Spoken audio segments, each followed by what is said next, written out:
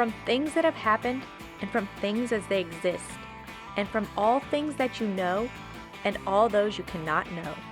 You make something through your invention that is not a representation, but a whole new thing, truer than anything, true and alive, and you make it alive. And if you make it well enough, you give it immortality.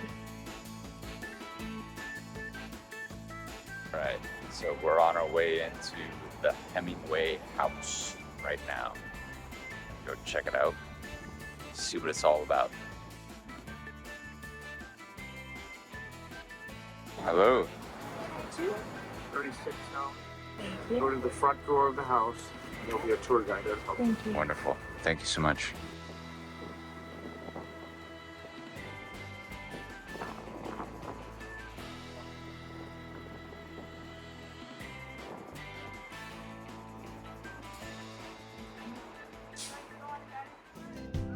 If you have the will and a moment to spare, it's a beautiful world out there.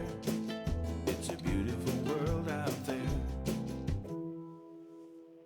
You see, I'm trying in all my stories to get the feeling of the actual life across, not just to depict it or criticize it, but to actually make it alive, so that when you've read something by me, you actually experience the thing. You can't do it without putting in the bad and the ugly, as well as what is beautiful. So unfortunately we couldn't film the tour, but we can film around without the tour and show you guys the house.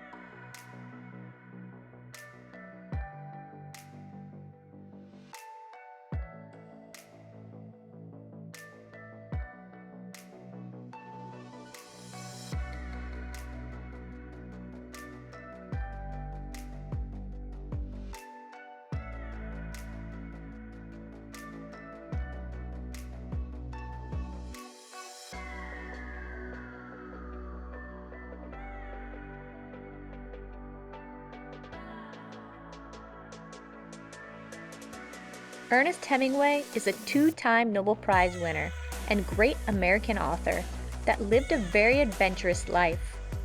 We were not allowed to film on the tour here at his Key West home, so please enjoy looking around with us as I read you the recounted life of Ernest Hemingway in 3.5 minutes, as told by Randy Feltface. See the link in the description below.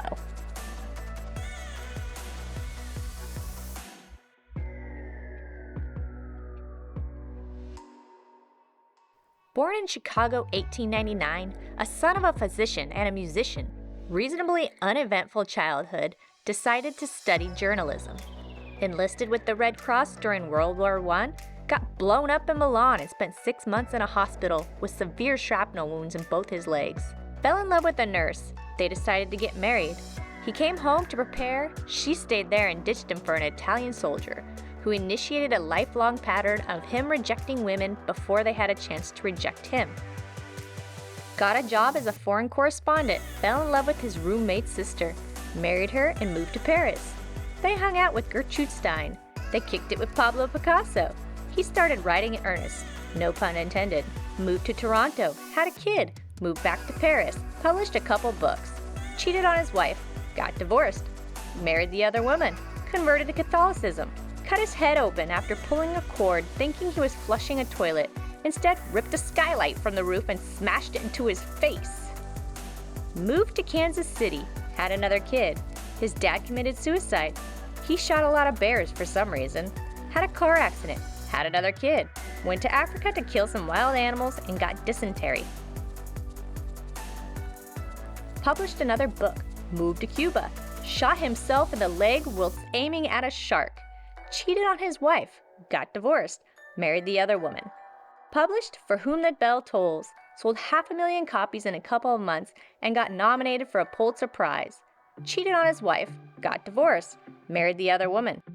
Became the self-appointed leader of a band of village militia outside of Paris and was subsequently brought up on charges for contravening with the Geneva Convention and got away with it like a champion. Got pneumonia, moved back to Cuba, spent most of his spare time on a boat tracking Nazi U-boats with a machine gun and a pile of hand grenades.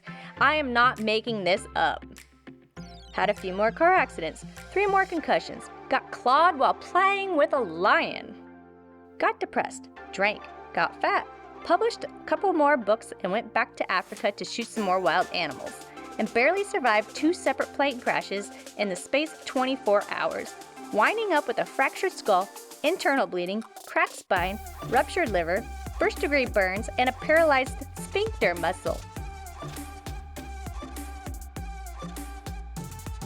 Won a Nobel Prize, had a file opened on him by J. Edgar Hoover, left a bunch of stuff in a safe in Cuba, and moved to Idaho, paranoid that the feds were following him, which they were because he spent most of the 1940s working for the KGB, again, not making this up. Suffered from hepatitis, nephritis, hypertension, hemochromatosis, anemia, and impotence. Got committed, received way too much electroconvulsive therapy, and came out all messed up, started hinting at suicide, so immediately got recommitted, received another couple months worth of electroconvulsive therapy, got released, put both barrels of his favorite 12-gauge shotgun into his mouth, and blew his head off.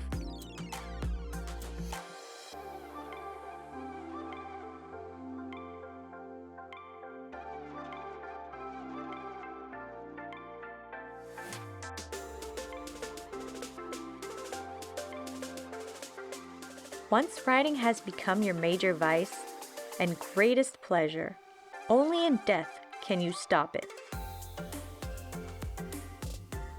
And so it did for Ernest Hemingway on July 2nd, 1961. How was your tour? Oh, it's terrific. This place is awesome. Did you learn a lot? Yeah. Hemingway's a cool dude. Ernest Hemingway loved his cats. He even had a cat cemetery. Yeah, We'll have to check that out. already did.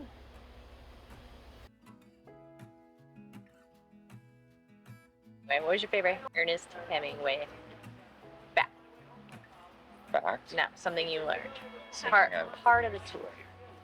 Part of the tour. Oh, Hemingway had a collection of birthing chairs, and he did not use them for birthing. Turns out he liked to use them for fishing. He would hang all of his fishing tackle and lines and whatnot from the little stirrup poles. Or stirrup poles, they have big handles on the side. Or the handles, whatever you want to call them. And he'd go sit on the dock in a birthing chair and fish. Birthing the fish. What did you learn? He had a lot of cats. That he did. So he had over 70 cats that they know of, and currently they keep 54 cats on site with 2 or 4 breeding pairs, and then the rest are fixed. So there's a cat in every corner, nook and cranny, tree, hiding place you can think of, and they are the laziest cats. I have not seen a single one move. They don't move. Except when one of the workers had food. They're all sprawled out. Their paws. He was chasing her to get food. Being all relaxed. So lazy they are. They're a prime example of how people act in Key West. Once you've been here long enough, you reach a level of relaxation that is absolutely prime. Yeah, and there's no fences keeping them in, so they're just choosing to be here, be lazy. They're well fed. They are polydactyl, so a lot of them have multiple toes, 6, 7 toes on their paws, and that's something that I think they're trying to genetically keep breeding into them by using these cats. It's kind of cool to see. I don't know how functional they are, but these cats don't do much, so I think it was fun to go around every corner and kind of find them like Easter eggs. You know what I haven't seen? Mice, rats, all the things that cats eat. So they must be doing something right. But I haven't seen any anywhere in Key West anywhere. There's a lot of cats in Key West, aren't there? There are, and they think a lot of them are descendants of Ernest Hemingway's cats. 70 of them. Probably. Probably a really good chance. At the hotel that we're staying at, there are, 5 cats? I've seen 2 that I can identify. They all look the same. They're everywhere. There's one moving. Oh, you look old. That is an old cat. Did you find your spot to lay down? He moved 2 feet. He's already tired.